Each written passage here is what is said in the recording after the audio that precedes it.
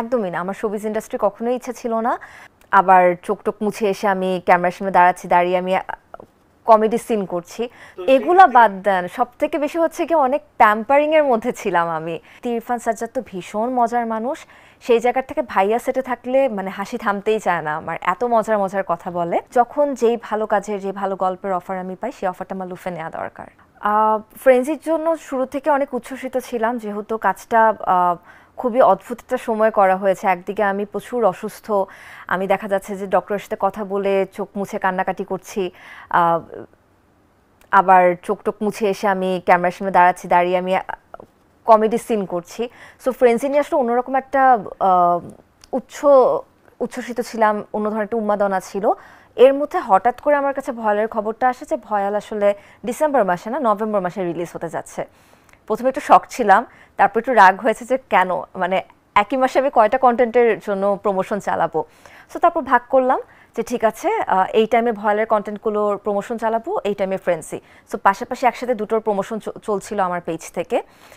যেহেতু 29 তারিখে ভয়াল রিলিজ, সো সেই জায়গার থেকে একদম 24 ঘন্টা আগে আমার হাত পা ঠান্ডা হয়ে যাওয়া শুরু করেছে, এবং মনে হচ্ছে যে কি হবে মানে রেসপন্স কি হবে না হবে, দর্শক কিভাবে নিবে। কারণ আমার কাছে ছিল পরীক্ষা দিয়ে, আমি পরীক্ষা দিয়েছি। এখন রেজাল্ট আসলে আমি দর্শকদের থেকে চাই যে তাদের কাছে কেমন লেগেছে বা তাদের কতটুকু ভালো লাগলো খারাপ লাগলো সবকিছু এখন তাদের উপর আমি ছেড়ে দিতে চাই। একদমই না। আমার শোবিজ ইন্ডাস্ট্রি কখনোই ইচ্ছা ছিল না। আমার শুরু থেকেই প্ল্যান ছিল যে আমি করলে শুধুমাত্র উপস্থাপনা করব। কারণ 2010 সালে যখন আমি প্রথম মুক্ত খবর পড়ার সুযোগ পাই 3.5 মাসের জন্য, তখন আসলে আমার মনে হয় যে না, আমি এত ফিক্সড হয়ে থাকতে চাই না, আমি একটু মুভ করতে চাই, একটু আন্তরিকতার সাথে কথা বলতে চাই, আমি আরও 10টা মানুষের সাথে প্রতিদিন পরিচিত হতে চাই, প্রতি মাসে পরিচিত হতে চাই। সেই জায়গার থেকে আমার উপস্থাপনাতে কাজ করার ইচ্ছাটা জন্মে। কিন্তু তারপর যখন ভার্সিটিতে উঠি, একটা বিজ্ঞাপনের জন্য কাজ করার অফার আসে, টিভিসিতে কাজ করার অফার আসে, ওটা দিয়ে শুরু। তারপর টানা 17, 18, 19, 20, 2020 সাল পর্যন্ত আমি টানা টিভিসিতে কাজ করি। ওই মোমেন্টে যখন 2020 সালে প্রথম ক্লোজ আপ কাছে আসা গল্পতে কাজ করার সুযোগ হয়, তখন রেসপন্স থেকে মনে হয়েছিল যে হ্যাঁ, এখন অভিনয়টা করা যেতে পারে। বাট সামহাও কেন জানি আমার জন্য নাটকে কাজ করাটা ফেভার করছিল না লাকটা। এরপর এই বছর বুক পকেটের গল্প যখন রিলিজ হলো 2024 সালে, তখন মনে হলো যে না, দর্শক আসলে আমাকে গ্রহণ করেছেন এবং আমি নাটকে কাজ করতে পারি। এই থেকে শুরু। এর মাঝখানে গত বছর ডিসেম্বরে হঠাৎ করে আমার কাছে ভয়ালের অফারটা আসে, কাজ করার অফারটা আসে। তখন মনে হলো যে গল্পটা তো সুন্দর, চরিত্রটা তো সুন্দর, আর আমার থেকে আসলে আমার নির্মাতা বেশি ভরসা পাচ্ছেন আমাকে নিয়ে কাজটা করতে। তাহলে একজন মানুষ যখন আমাকে নিয়ে এত আত্মবিশ্বাসী, তাহলে কেন নয়? তখন তার সাথে সেকেন্ড সিনেমার জন্য আমি চুক্তিবদ্ধ হই। এগুলা বাদ দেন। সব থেকে বেশি হচ্ছে কি অনেক প্যাম্পারিং এর মধ্যে ছিলাম আমি। ছন্দাপু আমার রুমমেট ছিলেন, যেহেতু আমরা সিলেটের খাসিয়াপুঞ্জিতে 13 দিন অবস্থান করতে হয়েছিল। তো ছন্দাপুকে আমি সম্ভবত 8 দিন পেয়েছিলাম আমার সাথে, এবং এই 8 দিন আপুর সাথে কিভাবে যে সময় পার হয়ে গেছে আমি জানি না। ইনফ্যাক্ট আমরা শুধুমাত্র আমাদের চরিত্র নিয়ে না, আপুর জার্নি, আপু কিভাবে এসেছেন, আপুর শুরুটা কেমন ছিল, সেই সময় আর এই সময়ের মধ্যে পার্থক্য কতখানি, কাজ করার ক্ষেত্রে অনেক কিছু আপুর থেকে জানতে পেরেছি।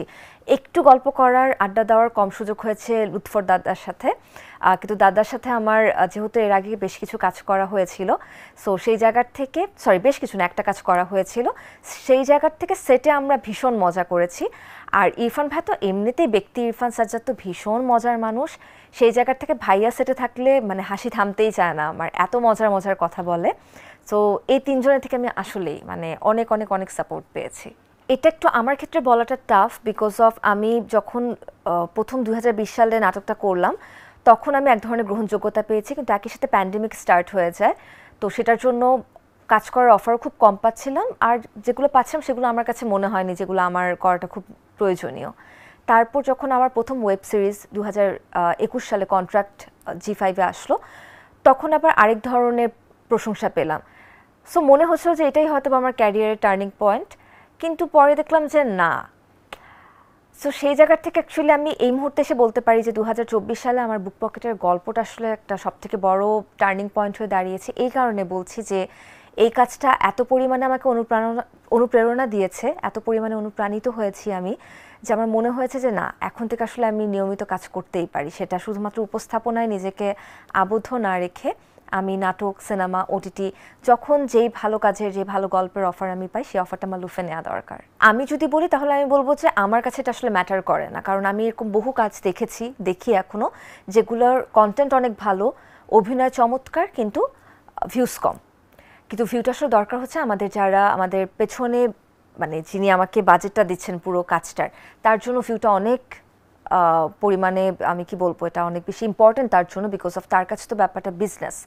এবং সে তখনই একটা ভালো কাজে প্রচুর পরিমাণে বাজেট দেওয়ার সাহস করেন যখন তিনি দেখেন যে সেই কাজটার থেকে একটা ভালো রেভিনিউ তিনি পাচ্ছেন, ভালো একটা ফিডব্যাক পাচ্ছেন।